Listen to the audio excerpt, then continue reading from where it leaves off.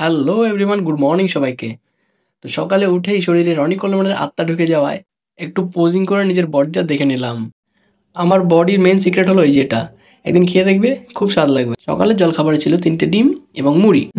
Strong breakfast. এই নাও তোমরা এটা খাও।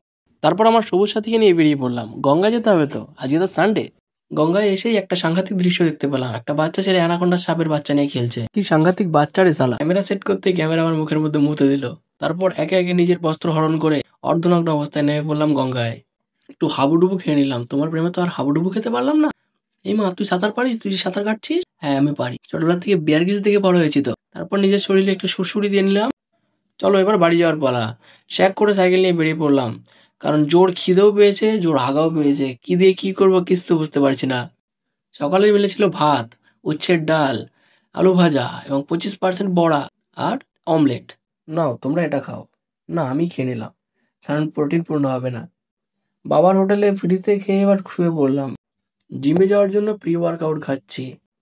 জিমে যাওয়ার পথে বাদরের গোপন কর্ম দেখে নিয়েছি। সালা, ওটা ওখানে করার জিনিস না রে। আজকে ছিল আমার ব্যাকের ওয়ার্কআউট, তাই ডেডলিফট দিয়ে শুরু করেছিলাম।